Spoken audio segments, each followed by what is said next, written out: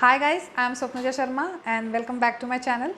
आज इस वीडियो में मैं एक्चुअली उन लोगों के कुछ डाउट क्लियर करना चाह रही हूँ जिनको ऐसा लग रहा है, जिन्होंने मुझे व्हाट्सएप करके, ईमेल करके या इवन इन कमेंट सेक्शन कुछ पूछा है कि उनको ऐसा लगा कि मार्केट तो बॉटम से इतना ऊपर आ गया और हम कुछ इन्वेस्टमेंट नहीं कर पाए, क्योंकि उन्हें ऐसा लग रहा था कि निफ्टी तो 6000 जाएगा तब जाके हम इन्वेस्टमेंट करेंगे। अब ऐसा लग रहा है कि अब करें या नहीं करें इन्वेस्टमेंट, या अब अपॉर्चुनिटी छूट गई है, करे तो कैसे करें। सबसे पहले ये बात मैं कहना चाहती हूँ कि मैंने अराउंड 25 मार्च को एक वीडियो रिलीज़ किया था, that how I choose my portfolio stocks. और फ्रैंकली उस वीडियो को कोई खासे व्यूज़ नहीं मिले थे, लोगों ने काफ़ी अंडर एस्टिमेट किया था उस टेक्निक को। पर जिन लोगों ने वो टेक्निक यूज़ करके अपने पोर्टफोलियो बनाए, वो कुछ मेरे वेबिनार पार्टिसिपेंट्स हैं, आज की तारीख में उनके पोर्टफोलियो बहुत बढ़िया रिटर्न्स दे रहे हैं। मुझे याद है उस वीडियो में मैंने 2-3 स्टॉक के बारे में शायद बात करी थी। उसमें से एक था एशियन पेंट्स। एशियन पेंट्स ने उसके बाद 2-3 महीने में ही अराउंड 20% प्लस रिटर्न्स दिए हैं। एक मैंने डिस्कस किया था रिलैक्सो फुटवेयर, उसने अराउंड 50% रिटर्न्स दिए हैं। तो काफ़ी सारे लोगों ने वो टेक्निक अंडर एस्टिमेट की। ऐसा लोगों को लगता है कि अच्छा यूट्यूब पे है, फ्री में स्ट्रैटेजी है, मतलब तो बकवास होगी, कोई उसके मायने नहीं होंगे। ऐसी बात नहीं है। मैंने हमेशा से मेरे चैनल पे एक जेन्युइन कंटेंट प्रोवाइड करने की कोशिश की है, और जिन्होंने इसका फ़ायदा लेके इन्वेस्टमेंट तब किया था उनके पोर्टफोलियो रिटर्न्स, उनके पोर्टफोलियो बहुत अच्छे प्रॉफिट में है। बट नेवरदलेस, जैसे शेयर मार्केट की एक ब्यूटी होती है कि अपॉर्चुनिटीज़ की कभी कोई कमी नहीं होती है, ना अपॉर्चुनिटीज़ कभी ख़त्म होती है। आप ये सोच के मत चलो कि मार्केट इतना गिरेगा तब मैं इन्वेस्टमेंट करूँगा, या मार्केट अब बहुत ऊपर आ गया है अब मैं कैसे इन्वेस्टमेंट करूँ। हर वक्त शेयर मार्केट में अपॉर्चुनिटीज़ अवेलेबल रहती है। मैं आज भी कहूँगी कि जिनको टेक्निकल्स यूज़ करके वो करना है इन्वेस्टमेंट, वो आप वीडियो देखो। जैसा कि मैंने पहले भी उस वीडियो में कहा था, मुझे फंडामेंटल्स की कोई जानकारी नहीं है, ना मैं फंडामेंटल के बारे में इतना जानती हूँ कि आपको गाइड कर सकूँ, पर मैं सिर्फ़ और सिर्फ आपको टेक्निकल गाइडेंस दे सकती हूँ।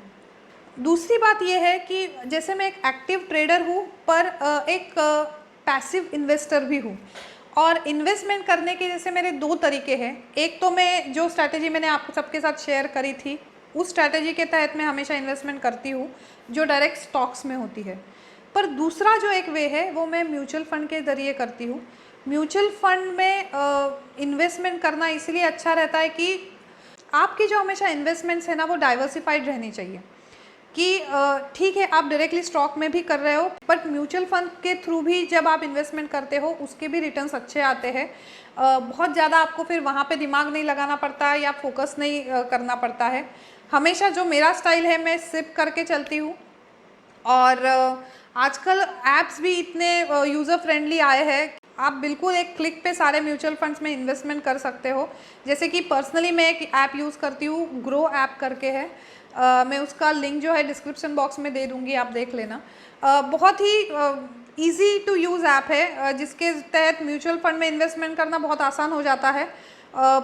उनके बिल्कुल टॉप परफॉर्मर्स म्यूचुअल फंड कौन से हैं, हर एक म्यूचुअल फंड के प्रोज क्या है, कॉन्स क्या है, उसके फंड मैनेजर कौन कौन है, इतनी सारी डिटेल्स आपको वो दे देते हैं, वो एक ऐप प्रोवाइड करता है। तो उससे ज़रिए क्या होता है कि चूज़ करने में आसानी होती है कि कौन सा म्यूचुअल फंड में हमको करना चाहिए। इवन वहाँ पे भी मैं ये सलाह दूंगी कि वहाँ पे भी डाइवर्सिफाइड इन्वेस्टमेंट रखना, कि एक फंड में मत आप इन्वेस्ट करो, वेरीफाइड फंड्स लो और उसमें इन्वेस्टमेंट करो। उस सेक्शन के जो टॉप परफॉर्मर है, तो उस ऐप के ज़रिए आपको पता पड़ेगा कि कौन से टॉप परफॉर्मर है। सपोज आप हाई इक्विटी एमएफ में इन्वेस्टमेंट करना चाह रहे हो, तो आपको उसमें से पता पड़ेगा कि कौन से टॉप परफॉर्मर है, कौन उसके फंड मैनेजर है, पास्ट रिटर्न उनका कैसा था।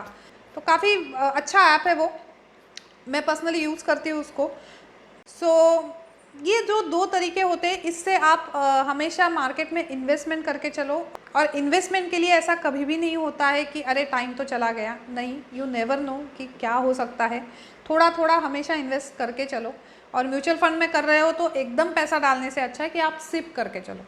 ये बिल्कुल मैं कहना चाहूँगी कि इकट्ठा आपका जो है चंक मत डालो, सिप करो। सिप से क्या होता है कि मार्केट ऊपर नीचे होता है तो उसका फ़ायदा भी हमें मिलता रहता है सिप के ज़रिए। तो ये 2 तरीके हैं। And again I would say कि आप वो वीडियो देखो जो मैंने तब रिलीज़ किया था।